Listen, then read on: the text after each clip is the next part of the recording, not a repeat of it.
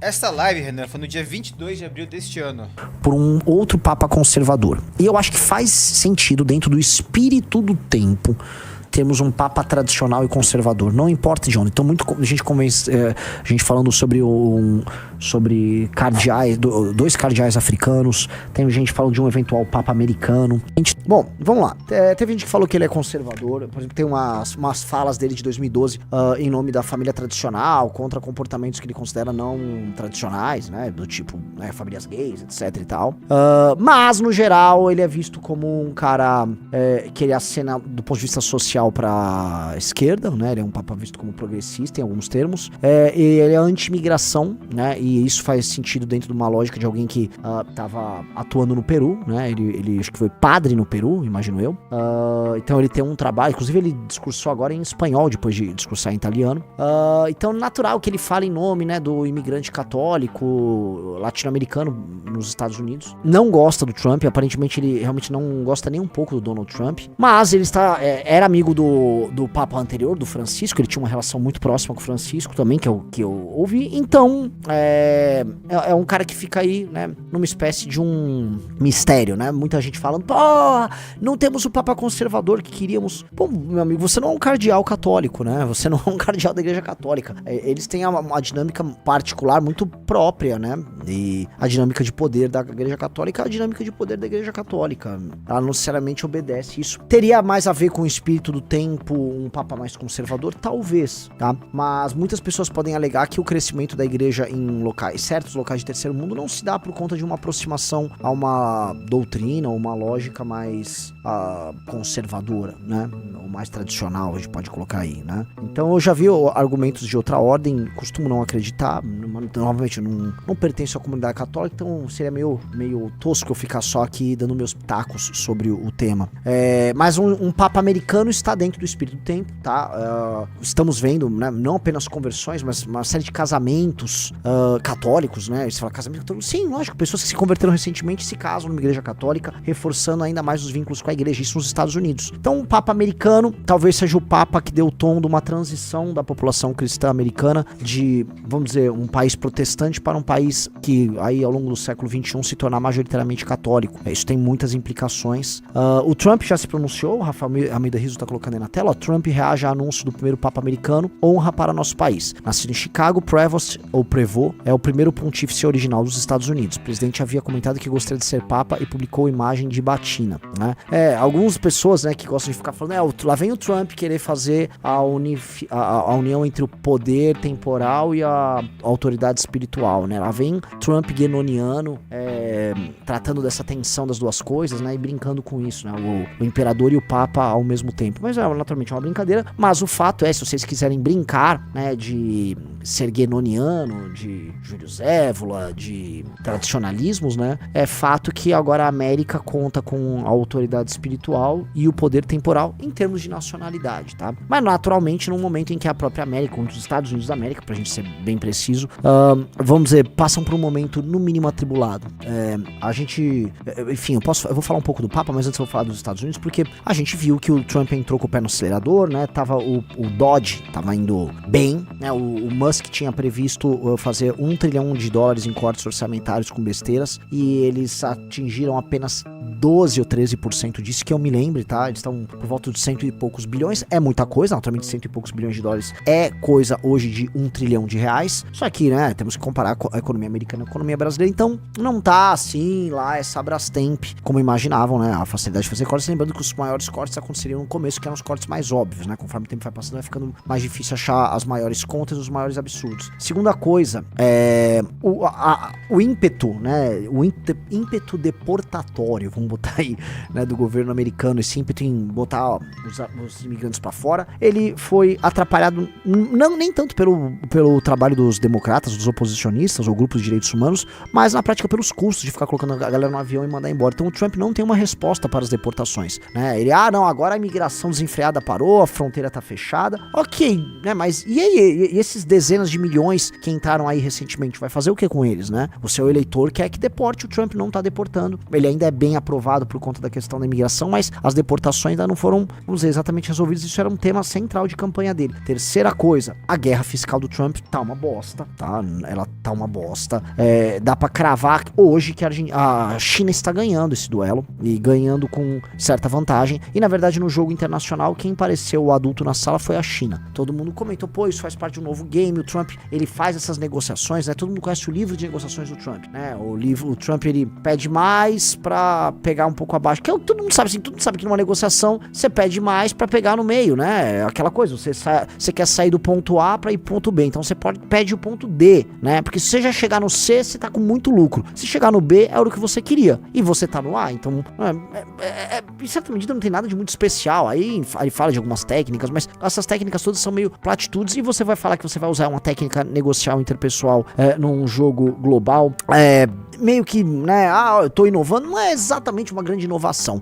Então a China soube jogar o jogo global muito melhor, a política externa americana foi exposta a alguns constrangimentos, como aquele dia que ele tava com aquela tabela, ou seja, né, pra eu voltar agora pra questão do Papa, os Estados Unidos ficaram um pouco expostos, ao meu ver, nessa guerra fiscal contra a guerra tarifária contra a China, foram comemorar, nós conseguimos impor mais de 100 acordos aí, eles não impuseram nada, o caso brasileiro é um dos casos mais engraçados, né, então, assim, o governo americano não tá com muita coisa pra comemorar. O que houve agora, inclusive, foi uma diminuição no número de turistas pros Estados Unidos. Ele foi, inclusive, interpelado pela imprensa sobre isso. Então, eu acho que, enfim, o cenário não é exatamente o cenário mais bacana ali pro Donald Trump. E aí, esse fato do Papa ser norte-americano, ele pode ser um fato, vamos dizer, talvez bem visto por um lado e bem-vindo por um lado pro Trump, mas por outro, não. Por quê? Eu vou colocar aqui, tá? Ora, um Papa americano significa poder americano sobre a Igreja Católica ou poder católico sobre os Estados Unidos da América? Isso aqui não é uma pergunta fácil de se responder, porque quando o J.D. Vance esteve com o Papa Francisco, J.D. Vance, precisa ser lembrado, foi a última grande autoridade no mundo a se encontrar com o Papa Francisco. Então o vice-presidente americano, ele próprio um católico, e que não é dessas conversões recentes, ele se converteu já há um tempinho, ele foi o último homem importante a encontrar o Papa, antes do seu falecimento. Então, era possível cravar, né, que sim, um conjunto de laços e vínculos de uma América que se vê como católica nos próximos anos, e de uma direita que gostaria de ter o catolicismo como seu cerne nos próximos anos, ela fizesse esse encontro. Então tá aí a imagem, né, do J.D. Vance com o Papa Francisco.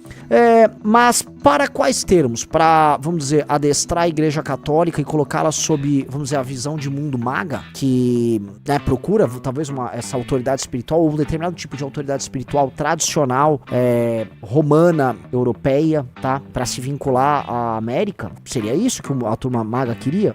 A questão que talvez você, né, tem que tomar cuidado com o que você deseja, né? Porque pode ser que venha, e esse é o ponto, um Papa que ele em si comece a estabelecer uma autoridade sobre os latinos da América. Já paraste pra pensar, senhor Rafa Almeida Rizzo? Na verdade, um Papa que se diga contra, não, uma autoridade católica que se diga contra deportações e contra um tratamento desumano oferecido a católicos, irmãos de fé desses agora brancos americanos que se convertem ao catolicismo, e coloquem isso de uma maneira que, vamos dizer, soe no mínimo complicado pro governo americano. Um Papa norte-americano anti-imigração neste contexto Trump pode ser, né, do ponto de vista, né, desse momento histórico, no mínimo curioso. Veja só, olha só, isso aí já é um discurso do novo Papa, uma fala do novo Papa? Do antigo Papa. Do antigo Papa? Ó, isso aqui é uma fala do Papa Francisco, ó. Repelir os migrantes é pecado grave, a indiferença mata. O pontífice dedicou sua catequese ao drama dos migrantes que mares e desertos não se tornam em cemitérios. Tá, assim, enfim, o Papa Francisco estava dando uma opinião política, tá, sobre imigração. Eu acho uma vergonha ele ficar se miscuindo nesse assunto, e até falam que a Igreja Católica, em alguns lugares falam, tá, não sei cravar, financiou, inclusive, navios e tal de imigrantes pros Estados Unidos também, tá. Eu vou dizer um negócio, não só navios, né, mas, assim, tropas de pessoas lá marchando pros Estados Unidos.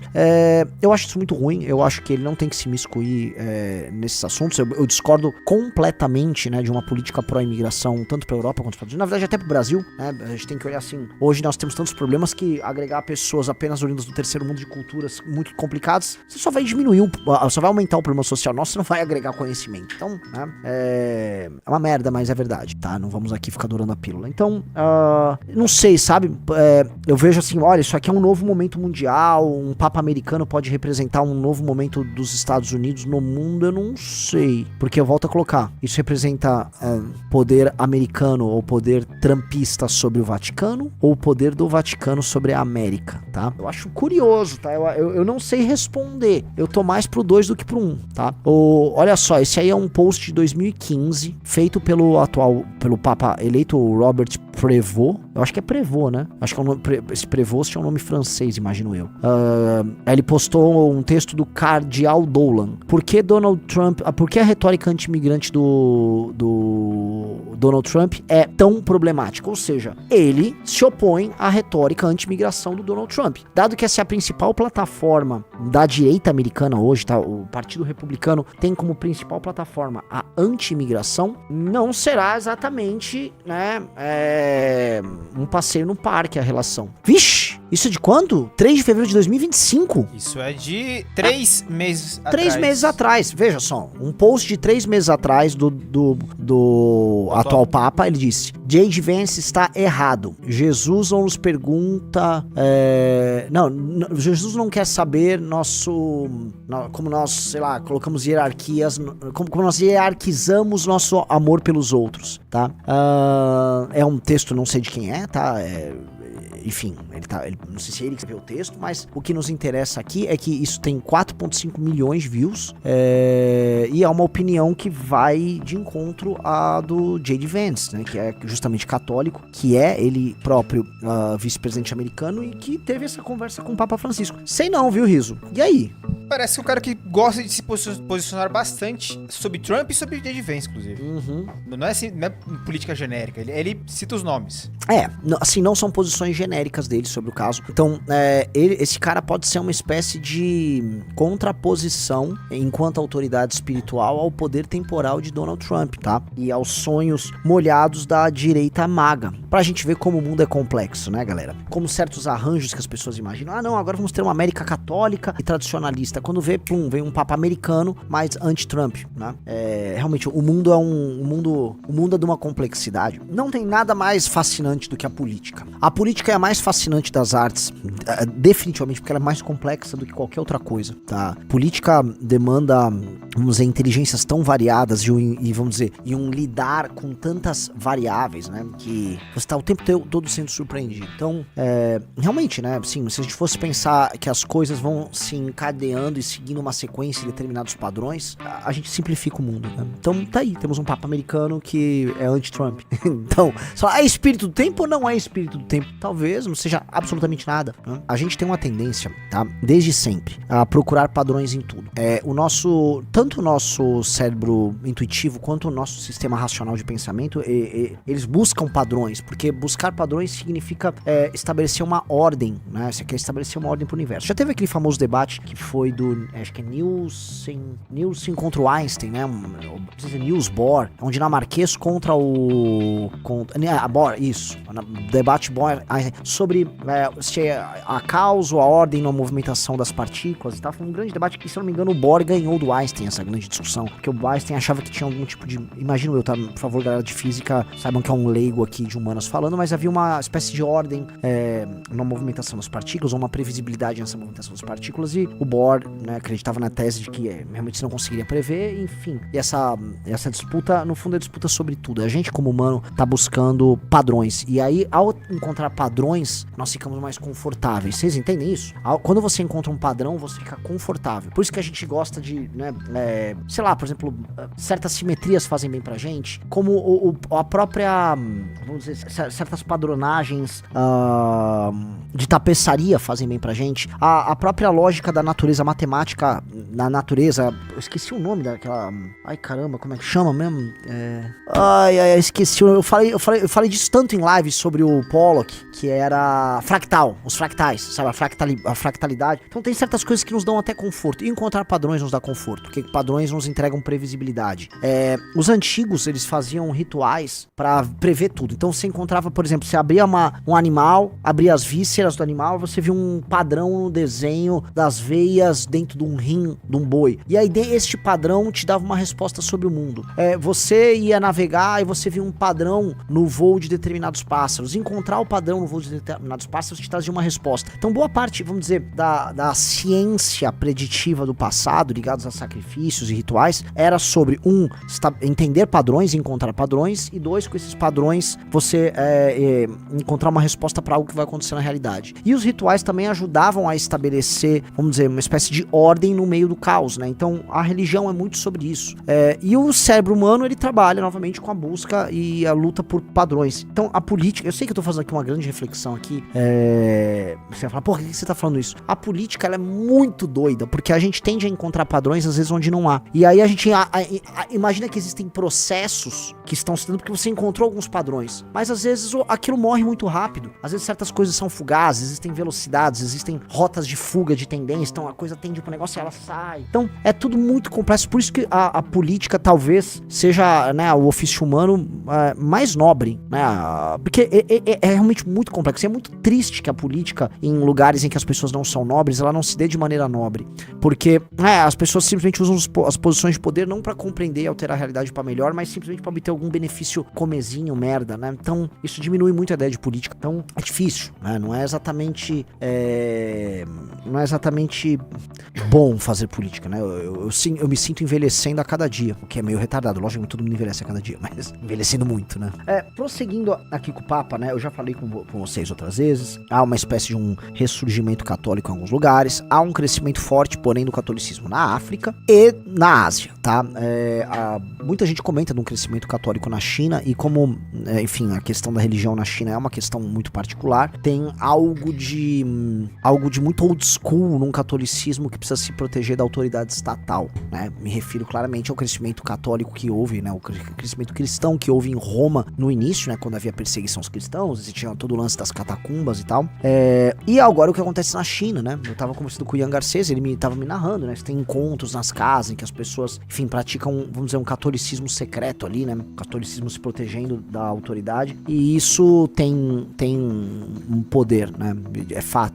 E na África por 2 razões. Há uma expansão do processo de evangelismo na África, tanto católico quanto protestante. Entretanto, isso vamos dizer, tem que ser acompanhado do entendimento de que a África é o continente no mundo que mais cresce demograficamente. Então tem muito africano nascendo, portanto, se você converte os pais, e os pais têm muitos filhos, você está convertendo os filhos na sequência. Então, naturalmente, vamos dizer, a fé católica tende a se tornar cada vez mais africana. A América Latina já foi um eixo fundamental da fé católica, mas tende a não ser, porque demograficamente a fé católica e a população, enfim, demograficamente a América Latina não cresce tanto, né? Ela já parou de crescer, pra valer desde os anos 90, e o catolicismo enfrenta a concorrência das denominações protestantes e da própria secularização. Então, sim, dá pra entender que a fé católica, a fé cristã, ela será cada vez mais africana e cada vez mais chinesa, pra gente colocar aqui, né? Também tem alguma coisa na Coreia do Sul,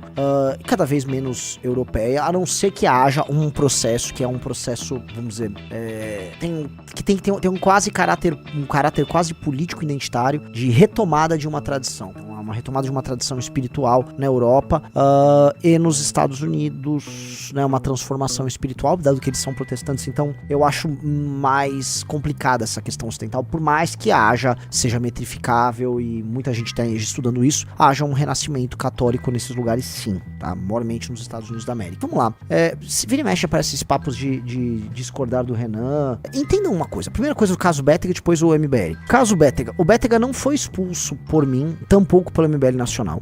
O Bétega foi expulso pelo núcleo do MBL do Paraná, numa votação interna e numa sequência de debates internos que envolveu todo mundo lá. Ele perdeu por 14-0.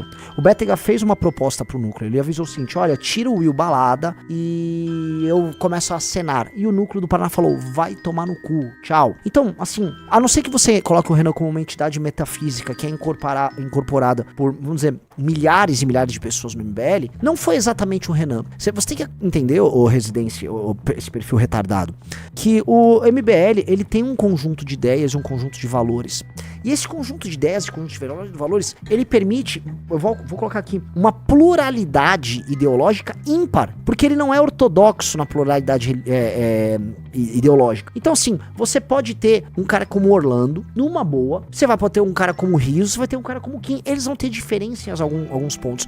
Só que onde a gente se fecha? Plum, na nossa linha de ação. Porque nós, como somos pessoas que são pragmáticas, que têm valores, que sabem o que não querem, mais do que saber o que você quer, você sabe o que você não quer, e o que nós não queremos, todos nós concordamos, ou seja, o que é dogma naquilo que a gente não quer, a gente concorda. Ao construir o que nós queremos, nós temos boa vontade, e aí nós apontamos uma direção só, entendeu? Isso não é o Renan, isso são todos. Nós já avisamos que nós somos um movimento, é um movimento único. Por ser um movimento, ele não vai ter, não é bagunça, não é, isso aqui não é, assim, não dá pra no MBL você ser contra uma posição do MBL, não existe isso, entendeu? As posições oficiais adotadas pelo MBL são as posições do MBL, se você não tá aqui, tchau. Dito isso, as discussões existem, a pluralidade do MBL é única na política brasileira. Discussões incríveis com pessoas muito diferentes entre si. Isso é incrível. Quem acompanha o MBL sabe disso. Agora, né, um cara ali como era o Bétega, que não tinha reflexão nenhuma. Vou falar que nunca leu um livro. Eu nunca vi o Bétega ler um livro. Nunca, não sabia o que era Valete, não sabia o que era o Valete Plus, nem sabia o que era o livro amarelo, nem sabia direito o estágio de formação da missão. Um cara que tava vazio de tudo. Se a opinião dele, numa discussão conosco, é vamos nem falar mal de Bolsonaro pra ter like, não é uma opinião válida nem sequer de ser discutida, né? Só entendi, você quer ter uns likes, é uma opinião de um cachorro, é um negócio muito simples, né? Então, é meio coisa de burro o que você tá alegando, é bem coisa de burro, mas eu vou prosseguir sim, não foi por causa disso que o Bétega caiu. O Bétega caiu essencialmente por duas razões, porque a gente foi descobrir que ele já estava bolsonarizando no dia da queda dele. Por quê? Porque a equipe do gabinete revelou aquele vídeo que vazou dele já preparando o material pra puxar o saco do Bolsonaro, porque ele é um aproveitador. O que o Bétega tava caindo, a primeira coisa é que ele não trabalhava, o Bétega é ruim de trabalho, e inclusive ele confessa nas discussões que ele teve lá com o núcleo, né, quando ele foi expulso pelo núcleo do Paraná, ele confessa, não tava indo muito bem, tá? E ele não queria trabalhar, porque trabalhar não dá like, de acordo com ele. Então isso já estava inviabilizando a relação, só que havia uma segunda coisa, tá? O Bétega recebeu no gabinete dele a denúncia, põe na tela, tá? Havia um secretário, pra vocês entenderem o problema, havia um secretário de Curitiba que foi, ele omitiu na documentação dele, na hora de ser contratado pela prefeitura de Curitiba, o secretário, ele omitiu que ele foi condenado, e foi contratado, secretário do PL, indicação do PL, homem do Valdemar da Costa Neto, lá na prefeitura de Curitiba, tá? Ele entrou lá. O gabinete do Bétega, de todos os gabinetes, foi o único a descobrir isso. Por quê? Porque é um gabinete que trabalhava. Não tava escrito, ainda tá escrito no perfil desse idiota, fiscal do povo. Ele não tá lá pra fiscalizar? Eles descobriram. Sabe o que rolou? Eles descobriram, fizeram um dossiê e falaram, Bétega, vamos pra cima. Não. Eu até mandei o áudio pro Riso, né? Quer passar o áudio? Eu tinha pedido pra você botar em loop antes da live, né? Mas vai ser do Papa, velho. Né? Quer botar? Olha lá, ele falando. Esse cara, ele foi nomeado no turismo porque ele é ligado com o Jacobo, né? Que é dessa ala do PL Valdemar Costa Neto mesmo. É interessante a gente ter essa carta na manga e a gente usa quando precisar. Mas eu acho que é cagada a gente soltar essa antes de precisar. Eu acho que tem que precisar. Ele ficou nessa, então, de pedalando. O gabinete queria trabalhar. E o gabinete entendeu, né? Ele não vai querer. Ele até tá justificando, não, isso aí não é nem do Bolsonaro, da turma do Valdemar da Costa Neto, né? Ele não vai querer se ferrar com os casos do PL ali, né? E aí o gabinete foi e falou, não. Vamos fazer, vamos botar pra fuder, vamos embora. E o gabinete fez isso. O gabinete fez uma moção autorizada pelo Bétega, não sabia muito fazer, então faz. Autorizada pelo Bétega, mas a gente sabia que ele não ia sustentar em falar lá em plenário. O gabinete foi, falou em plenário, botou a moção, o gabinete imprimiu os documentos pra todos os vereadores verem. E aí ficou claro que sim, o prefeito de Curitiba contratou um cara condenado. O Bétega retira a moção pra não se queimar com os caras do PL e nem com o prefeito. Ele retira a moção, porque ele pode, ele tem a caneta. O que acontece logo em seguida? O próprio prefeito prefeito, ao ver a merda que deu, põe na tela, Riso, é exonerado pelo prefeito. É exonerado, tá? Então, quando for falar aí no caso Bética, entendam, é isso. É sobre esse o caso. Eles tinham uma informação que os outros não dispunham, ele não quis fazer uso da informação, tá? O Pablo Jean Rosário, que é do Núcleo, mandou até um superchat, ó. Faço parte do Núcleo do Paraná e confirmo o que o Renan disse. A decisão foi do Núcleo, a Nacional, entre aspas, apenas acatou nossa decisão. Já estava havendo tratativas há muito tempo para resolver a situação. Então, assim, quem não conhece e quer falar, isso foi coisa do Renan, você tá querendo incorrer num clichê que todo mundo usa, que é o argumento ad Renan Santos, que é assim, não gosto do MBL e jogo no Renan Santos. Isso eu conheço desde 2014, quando nós fundamos o MBL. Então tem algo de muito errado, tá? Em ficar atacando o tempo todo o Renan Santos, porque é o seguinte, desde 2014, todos os nossos críticos culpam nossas mazelas, ou as nossas supostas mazelas, por mim. Mas internamente, se for perguntar pra todo mundo a meu respeito, pô, o Renan é um cara legal pra caramba. E, tipo, né, me parece que, assim, eu não devo ser para o MBL tão ruim assim, a ponto das pessoas do MBL todas se darem bem comigo. Então tem um problema aí, porque eu volto a colocar, fundadores do MBL que são muito maiores do que eu, Kim Kataguiri, eles não precisavam, fosse eu um problema, tá comigo e falar, Renan, cara, você ama o MBL, então é melhor você se afastar do MBL. E sim, se um dia o Kim falar isso, eu vou fazer o quê? Eu vou sair fora, eu vou botar minha bola no saco e vou embora. Porque eu realmente gosto tanto do MBL que eu não vou querer atrapalhar uma coisa que eu criei e estimo tanto, certo? Não faz nenhum sentido. Então, talvez essa tática de ficar me culpando tudo, não faça sentido, porque talvez eu trabalhe muito pelo MBL, eu ajude a criar muitas coisas no MBL, e eu tenho alguns méritos, sabe? E talvez as pessoas que estão nos núcleos também pensem assim, porque elas fazem parte de uma determinada cultura. E o que o MBL tem, que esses bolsonaristas retardados não entendem, é que o MBL tem uma porra de uma cultura interna. A porra de uma cultura interna. E a gente preza por essa cultura. E eu sou um dos mantenedores dessa cultura. Eu ajudo a manter uma cultura. Coisa que tem a ver com a cultura do MBL, porque o retardado falou aí. Vamos lá, retardado. O MBL tem cultura de mandatos excelentes. Nós prezamos por falar, nossos mandatos são os melhores. Nós queremos mostrar pra todo mundo que nós temos grandes mandatos. Então, quando a gente vê um mandato merda, a gente fica envergonhado e fala, isso não tem a ver com a nossa cultura. Por isso que os 9 de Curitiba, né, os 9 do Paraná, chamem como preferir, que eram os assessores, falaram, estou fora. Por que eles falaram, vambora? Porque a cultura deles, que é a cultura do MBL, está sendo ferida por um vereador, vamos dizer assim, que ele tem subdotação e baixas habilidades. Subdotação e baixas habilidades. Rigidez intelectual, entendeu? E inimigo do trabalho. E aí eu falo pra todos vocês, tá? Muitos me odeiam simplesmente porque eu não deixo o MBL virar o que eles gostariam que o MBL virasse, né? Muita gente queria usar a estrutura, a máquina do MBL para puxar o saco do Bolsonaro, né? Maravilhoso, é uma delícia, né? Mas não vou deixar, cara, eu não vou deixar. Aí não vai gostar de mim. Aí assim, não pode discordar do MBL, né? Senão o quê? Senão o quê? E tem umas coisas muito burras, né? Eu vi uns retardados postando assim, não, no MBL pode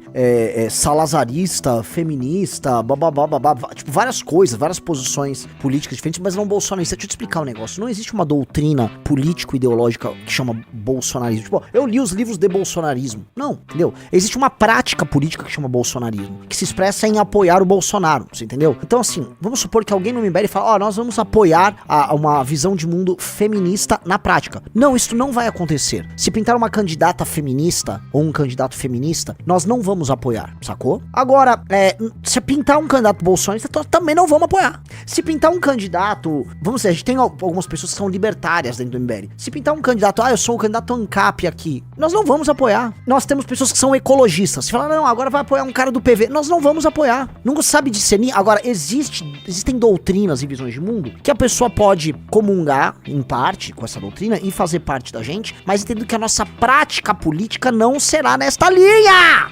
Sacou? Mas explicar isso é um pouco difícil pra pessoas que não entendem nuances ou são apenas mal intencionadas, entendeu? Aí fica complicado. Então, assim, eu acho que, assim, uma coisa que irrita os nossos críticos na direita é o fato de a gente falar coisas que eles gostariam de ver o Bolsonaro falando. É isso. Então a gente fala, prendeu, matou, e quando a gente chegar no poder, nós vamos declarar guerra ao crime. A gente não vai ficar perdendo tempo fazendo motociata ou ganhando uma moto de madeira, a Harley Mito. Se a gente chegar ao poder, nós vamos declarar guerra ao crime e nós vamos eliminar as lideranças do crime organizado e ninguém vai parar a gente nisso. Ninguém vai parar a gente nisso. É isso ou nada, porque se a gente chegar ao poder para fingir que dá pra conviver com o narcotráfico no Brasil? Então nós somos uns merdas. Eu prefiro não fazer isso. Se for pra entrar na história como um merda, não governei, né? Eu diminuí o índice disso, eu melhorei isso, aquilo. Vai tomar no cu. Se não for pra chegar no poder pra declarar guerra ao crime, pra que a gente tá fazendo tudo isso? O partido chama missão porque é uma missão, sacou? O nome não é escolhido a esmo. É sobre isso. Então, nós vamos fazer isso. Então, o bolsonarista gostaria de ver isso. Gostaria de falar, pô, o meu mito tá montando um partido e não vai ter vagabundo e sabe, a galera vai ser fiel à linha. Eles gostariam, mas como não é, como somos nós, aí eles ficam com um misto de inveja, né, com raiva, e aí vão ficar, olha só o que eles estão fazendo. Então, chora aí, meu, chora mais. Como vocês são os bostas, vocês não vão conseguir. Todos os críticos nossos adorariam montar um partido, só que eles não vão conseguir. Eu falo o seguinte, juntem todos os críticos nossos e montem. Vai, junta todos. Façam uma confederação de críticos do MBL, montem um partido. Eu aposto, vou falar Dom Admarçal, vocês não vão conseguir. Vocês são ruins, vocês são desqualificados, vocês são ignorantes, vocês são vagabundos, vocês são caçadores de like, vocês são inescrupulosos, vocês não têm organização, a militância de vocês é de qualidade inferior, vocês não têm propósito, tá? Vocês não vão conseguir. Então vocês não vão conseguir, entendeu? Vocês não estão no game mais com a gente. Esquece. E aí é muito triste eu falar isso pros críticos nossos, porque isso aqui sempre vão cortar e vai rodar. Crítico nosso que fica, nós estamos em outra. Eu sei que vocês vão falar, eu tenho mais likes. Nós estamos em outra. Institucionalmente falando, nós estamos em outra. Nós não jogamos na liga de vocês mais. Desculpa, nós estamos em outra, entendeu? Então chora mais. Chora aí que a cama é quente. Você tem que aprender a criar, vamos dizer, instrumentos de adaptação, mas entender talvez que você vai ter que ter sempre esse processo. Outras pessoas não. Outras pessoas, os outros gostam delas muito fácil. O Donald Trump, todo mundo reporta isso. O Donald Trump é um cara que o americano bateu o olho e ele gosta do Trump na hora. É papum. Tem certas pessoas... Lembra daquele cara? Ele era um coach, empreendedor, um negão. Você lembra dele, cara? Ele tava na campanha do Flávio Rocha, a gente conheceu muito ele. Sei. Qual o nome dele, cara? Aquele cara é um carisma puro. Aquele cara... É o Geraldo Rufino. Esse cara... Ó, põe a cara dele na...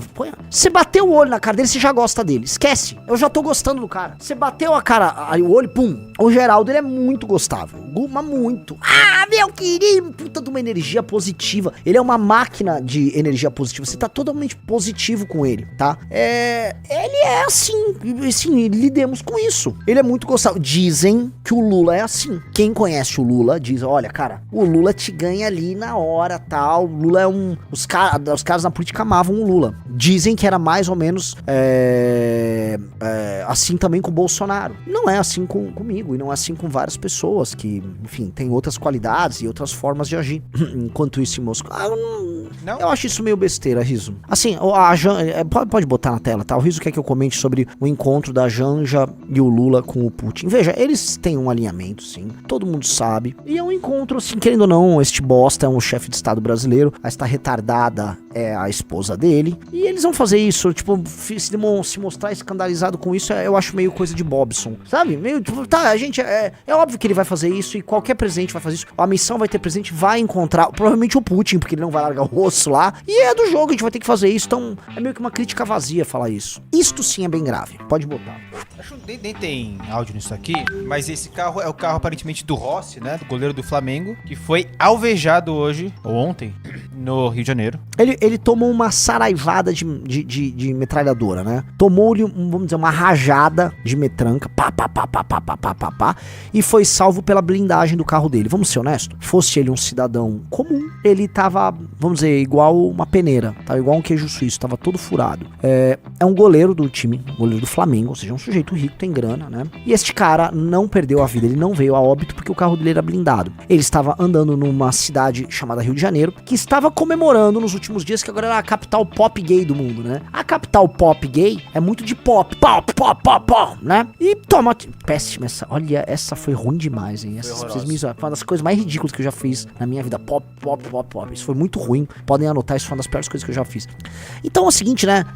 São essas coisas que eu comento que, vamos dizer, foi a loucura, os caras da piada alabétega, né? A loucura carioca, né? Então eles querem, não, a Lady Gaga tá aqui, nós somos uma capital gay, agora fazemos grandes shows. Gente do céu, Rio de Janeiro, vocês não são nada. Rio de Janeiro, vocês estão destruídos. Vocês são uma cidade, né, em que o goleiro toma saraivada, aí toma rajada de metralhadora, o goleiro do Flamengo. Gente morre como se fosse um abatedouro de animais, e a vida segue, né, e todo mundo aceita. Veja, né, as coisas que o Rio de Janeiro aceita, né, é de graça o show de graça, entre aspas, lógico, o show da Lady Gaga, para que gays do Brasil inteiro se reúnam lá e fiquem procurando, ai, cadê os meus, eu quero um ativo para me penetrar aqui na praia, tal, né, não sou eu falando, foi o site Grindr que botou uma faixa no avião e ficou passando o avião lá, e a galera achando máximo, que legal.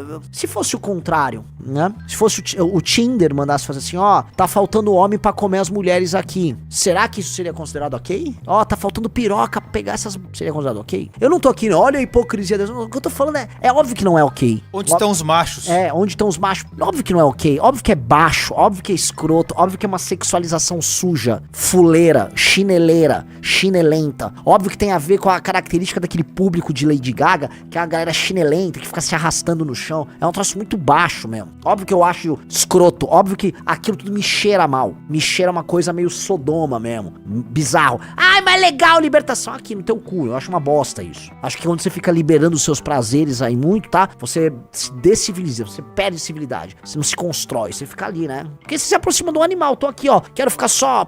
E aí eles acham que eles estão muito, né? Olha como nós somos liberais. Agora veja se isso aqui é liberal, né? Condomínio convoca a Assembleia para votar taxa de 1,8 mil reais a traficantes. Então tem um condomínio, o condomínio monta uma assembleia pros condôminos e aí determina, olha pessoal, agora os traficantes que exercem um domínio feudal, né, ou de uma gangue da Idade do Bronze, esses senhores aqui vão cobrar um imposto sobre nós, que é um imposto de, né, 2 pau por mês, nós temos que pagar. E aí, na ordem do dia, o síndico disse que reunião é para aprovar o pagamento mensal nessa comunidade do São José. A partir do mês de maio, então, a partir do mês de maio, vai ter que cair na conta do tráfico quase 2 mil reais. Isso saiu no Bom Dia Brasil, do G1, da Globo. Então já a Globo já está cobrindo. E isso está no Rio de Janeiro.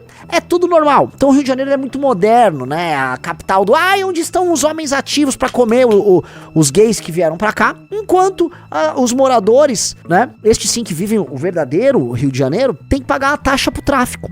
Curiosamente, o tráfico, né? Veja só, essa taxa seria para que traficantes não invadam e roubam os moradores. Segundo testemunhas, moradores de um prédio na região foram assaltados porque não pagaram a taxa para os bandidos, né? Essa prática não é mais uma prática, vocês precisam entender, pessoal, de libera droga ou não, de um grupo que está vendendo substâncias que são ilegais, que era aquele papo liberal, libertário, antigo, até que a esquerda também gosta. Legalize que resolve. Isso não é sobre legalizar, isso é sobre uma facção criminosa que tem no seu rol de negócios, né, o tráfico. Mas também mas não só tráfico. Também mas não só tráfico. Principal coisa, controle territorial e monopólio da violência. Eles têm monopólio da violência no território deles. Quem tem monopólio da violência num determinado território? Responde. Quem exerce monopólio da violência num território? Qual o nome disso? Qual o nome da entidade que exerce monopólio da violência num território? Vamos lá, galera. O Estado exerce o monopólio da violência num determinado território. Portanto, é Estado paralelo. Portanto, não é uma questão de segurança pública, é uma questão de política de Estado. O Brasil tem que declarar guerra a eles e ele tem que matar. O correto é esses caras que estão cobrando a porra de uma taxa de moradores, eles têm que ser fuzilados pelo Estado. Por isso tem que... Acabou. Gente, a gente não vai perder nada fuzilando eles. Nada. Não, perdemos o cara que vai pintar a próxima Capela da Sistina. Perdemos um cirurgião. Não perdemos nada, cara. A gente perdeu um vagabundo que está de bermuda e chinelo. É um vagabundo que tá de bermuda e chinelo. Agora são 4h17 da tarde. Ele está de bermuda e chinelo, porque é a indumentária deles. Esse cara tem que ser morto. Um cara que coloca terror numa comunidade. É um bandido, sim. É bandido de filme. Filme, sabe? Vilão de filme. Ó, aí, meu irmão, se tu não pagar aqui, eu vou assaltar vocês. Senão eu mato você. Que isso? Esse cara tinha que morrer. Morrer.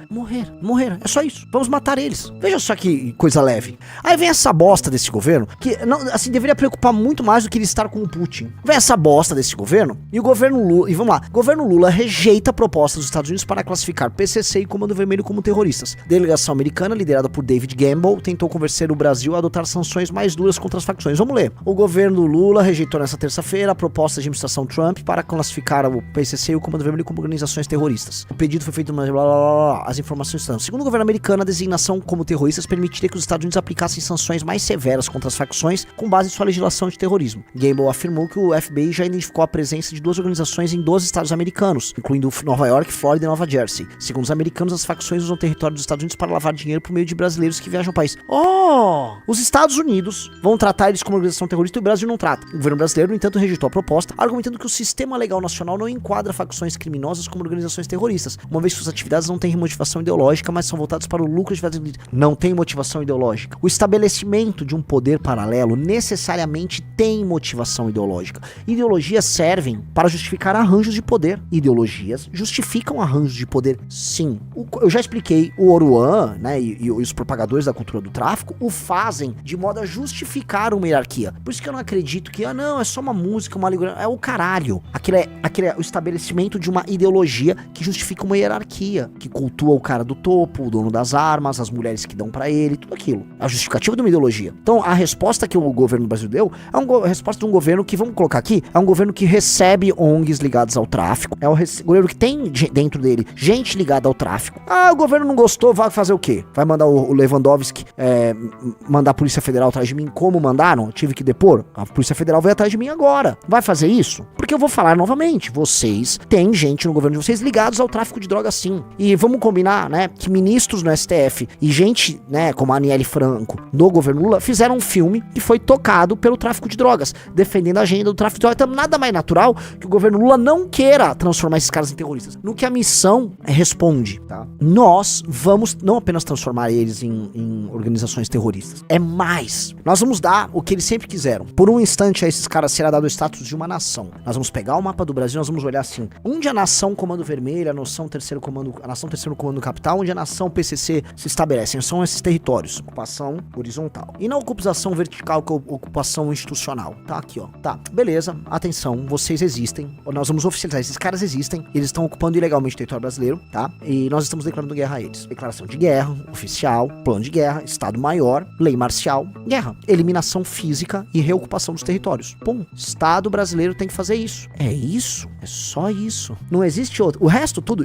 todas as outras discussões são durar a pílula. O resto é só durar a pílula. E aí lembre-se que eu falei, prendeu, matou, e depois, como é que é? É bandeira, e no bandeira escola, como é que é? Tinha um outro, agora eu esqueci. Era isso, acabou. É isso, e o que sobrou educou, prendeu, matou, e o que sobrou educou. Ponto. E acabou, galera. E aí depois, leis muito duras, vamos dissuadir os caras, e aí refundamos o Brasil, que pra mim o que o Brasil precisa é uma refundação, tá? A Constituição de 88 se colocava como uma ideia de refundação. O PT quando chegou ao poder, ótimo, ó, já vou até botar aqui, ó. Vamos botar a camiseta aí? Não vou nem tirar a camisa, vamos botar aqui. Esse aqui é o slogan, galera. A resposta nossa, esses caras tá aí, ó. O pessoal falou bandeira escola, bandeira quartel. Bandeira quartel escola. É aqui, ó. Esse aqui, ó. Isso aqui, ó. Prendeu, matou. Essa é a resposta pra esses caras. Prendeu, matou. E o prendeu, matou é quase poético, porque assim, ele pode ser prendi e matei. Por exemplo, vamos levar você prende o cara, né? Você prende um líder do tráfico. E aí depois você mata ele. Normal, porque é uma guerra, né? Você vai matar ele. Agora pode ter o que só prendeu e pode ter o que só matou em combate, entendeu? Então o prendeu, matou, ele tem toda uma poética embutida. É prendeu, matou como causalidade, prendeu, matou como sequência, como consequência, é como oposição, prendeu ou matou, fica ao gosto do freguês. Por isso que tem que ter uma declaração de guerra. Prosseguindo aqui, né? Que bizarra essa história toda, não é, Rafael Almeida? Que bizarra essa muito história. Muito bizarro. O que é aquilo que você botou ali? Uma mulher? Isso. Peguei um react pra você fazer, vamos lá? Então vamos lá. Vai! Clica na tela! Clica na tela! Clica na tela! É felicidade que não vai pegar um dinheiro. Vai, salto bolsa, Bolsa Família, Bolsa Família. Bolsa Família. Bolsa Família. Obrigada, linda! Bolsa Família! 25 anos nós recebemos Bolsa Família, cara. É a idade do meu filho, Natan. E aí, ó? Ai, só da carta, caralho, tigrinho, filho. esse Bolsa Família, vou perder tudinho no mercado. Eu fico emocionada, questão de 1 minuto ali. Que legal, ela recebe há 25 anos o Bolsa Família.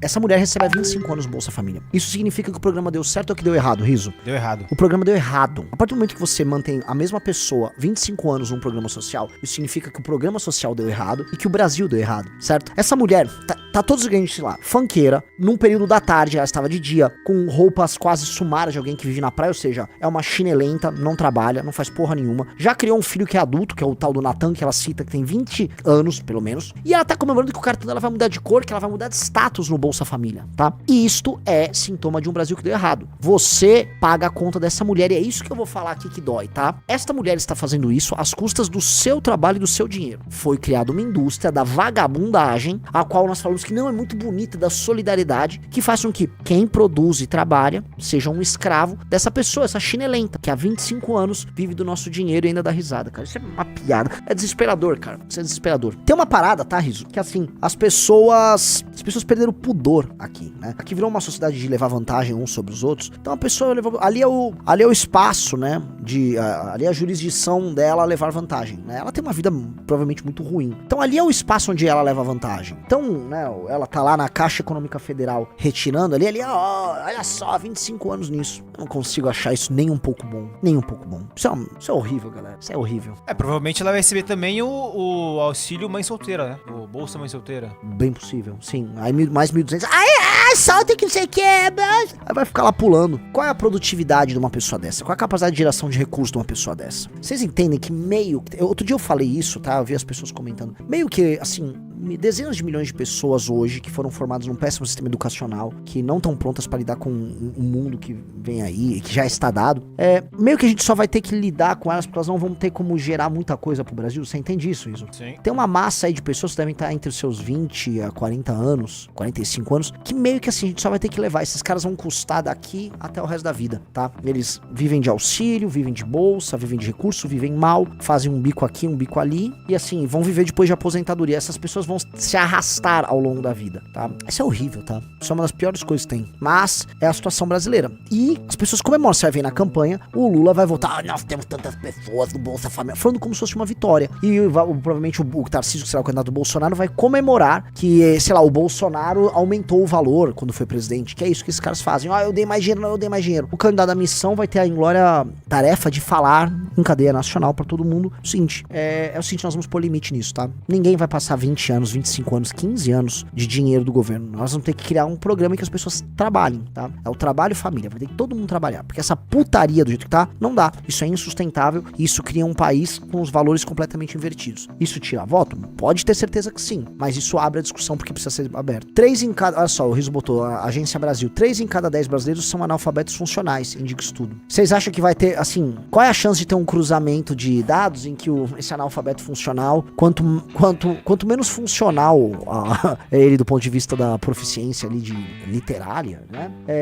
Maior chance dele estar no Bolsa Família ou algum programa de assistência do governo. A gente tá administrando, assim, o Brasil gasta muito em educação pra entregar pessoas incapazes, né? Vamos falar que boa parte do brasileiro é entregue pro mercado de trabalho completamente incapaz. Então por que nós comemoramos, nós temos uma educação pública gratuita e de qualidade? Nós não temos. Ora, a educação brasileira não cumpre suas metas, não cumpre seu papel. As famílias também não cumprem seu papel, verdade precisa ser dita. Mas isso é real. Ó, o governo federal, por meio do Ministério do Desenvolvimento, investirá 13,7 bilhões no Bolsa Família neste mês. São cerca de 53,8 milhões de pessoas contempladas em todos os municípios do país. Delas, mais de 31,42 milhões são meninas e mulheres. Meninas e mulheres? O número bate, ó. 3 em cada 10 são 60 milhões de pessoas. Aqui são 58. Entendi o que você quis chegar. Entendeu? Tá, é que não necessariamente são todas, né? Mas vamos combinar que vai bater a maioria. Sim. Com certeza vai bater a maioria.